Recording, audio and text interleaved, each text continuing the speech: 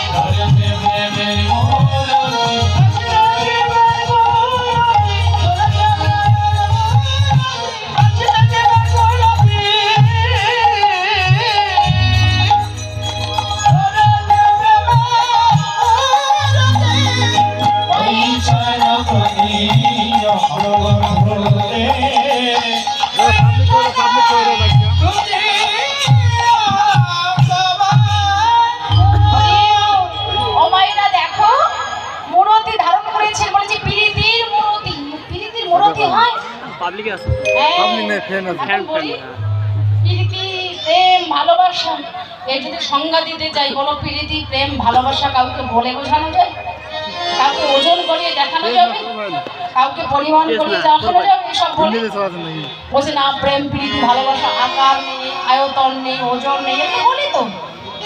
হ্যাঁ, কিন্তু যতই যাই বলুন না কেন কি করে বোঝা যাবে ভালোবাসা আছে কিনা জগতে? আছে তো ভালোবাসা আছে, নেই তো ভালোবাসা নেই। সত্যি তাই নয়? স্বার্থ থাকে, ভালোবাসা থাকে, যতই বলুন না কেন যৌবন আছে, ভালোবাসা আছে, ক্ষমতা আছে, ভালোবাসা আছে, রূপ সৌন্দর্য আছে, ভালোবাসার অভাব নেই। এগুলো শুধু একটু করে এগুলো যখন থাকে না, ভালোবাসা থাকে, এটা হচ্ছে আমাদের উপরের কথা, ভিতরের কথাটা আলাদা।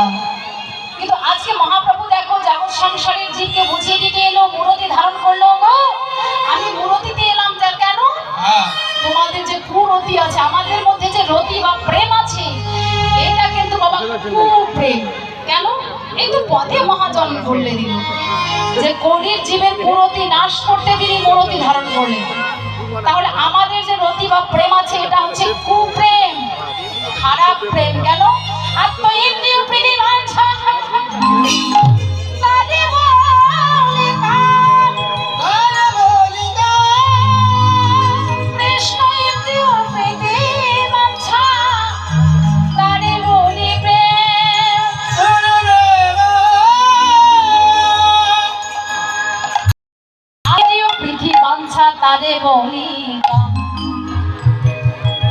কৃষ্ণ ইন্দ্রিয় প্রীতি বাঞ্ছা ধরে প্রেম না। তাহলে আত্ম ইন্দ্রিয় প্রীতি বাঞ্ছা তারে বলি কাম, কৃষ্ণ ইন্দ্রিয় প্রীতি বাঞ্ছা তারে বলি প্রেম। তাহলে আমাদের যে চাওয়া পাওয়া ভালোবাসা, এটা কোন কাজে গোবিন্দের সেবায় লাগে বলুন তো মানুষ? আমি একটা ভালো সুন্দরী স্ত্রী চাই, কি চাই না বাবা? ছেলেরা তো চায় নাকি যে আমার একটা সুন্দরী স্ত্রী থাক? কিন্তু সেই সুন্দর স্ত্রীর কাজ কি হবে? সৌন্দর্য দিয়ে ভোগ বিলাসে পরিপূর্ণ করে দেবে মন, তাই না? আর কিছু চাওয়ার পর নেই। কিন্তু আমরা কি কখনো চাই যে ভগবান আমাকে একটা ভক্তিমতী সুন্দর, মানে কি যে প্রকৃত সুন্দরের পূজারী, সুরজ পূজা। এবার বলবো সে কথা, সুরজ পূজা।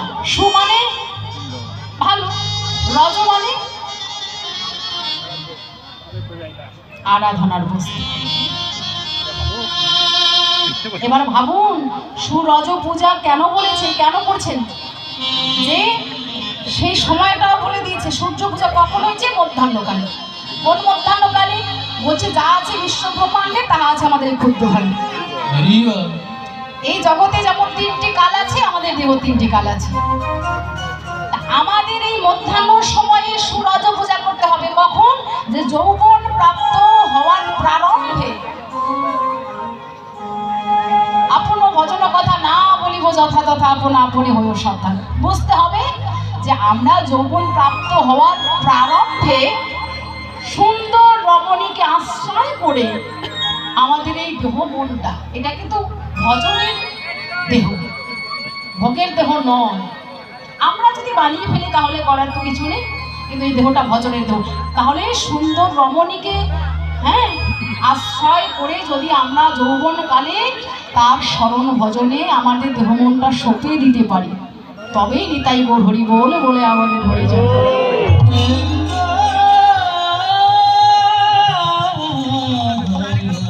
তাহলে সুন্দর রমণীকে আশ্রয় করে তার স্মরণ ভজন পূজন করা, এটাই হচ্ছে সুযোগ। তাও আবার মধ্যাহ্নকালে।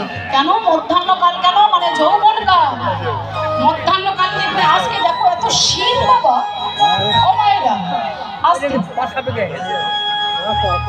অনেক কমিটির ভাইয়েদের মনে আমি কালকে আঘাত করেছি, একটু কষ্ট দিয়েছি। যারা বুঝতে পারছেন বসে নিয়ে হ্যাঁ একটা দাবি নিয়ে দাঁড়িয়েছি। এই দাবিটা কি? যে আমরা এখন থাকি কেন?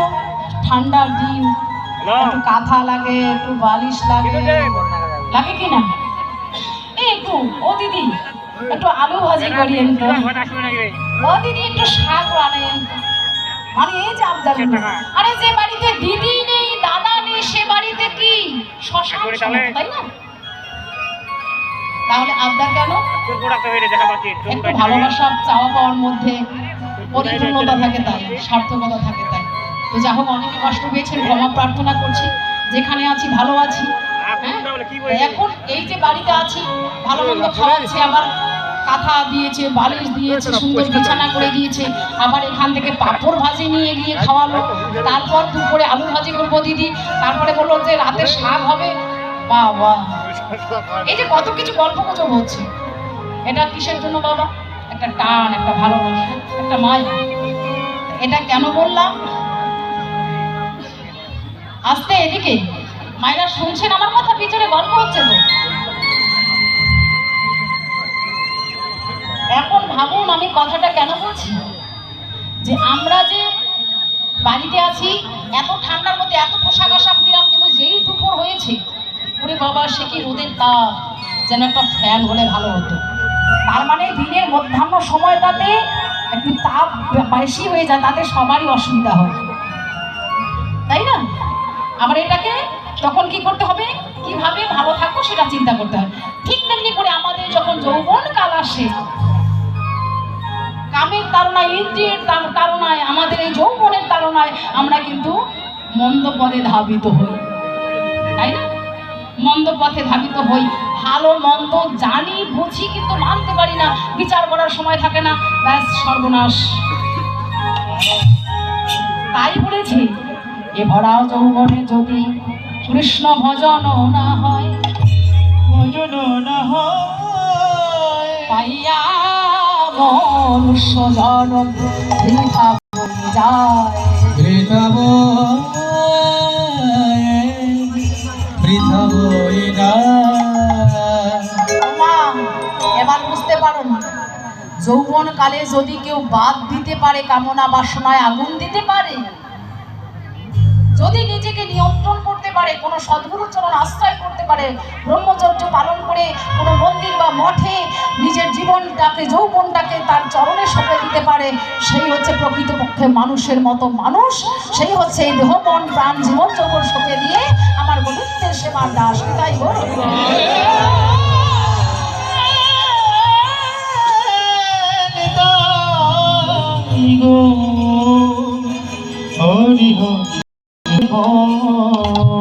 তাই বলেছে যে এই সময়টা কাজে লাগিয়ে দাও।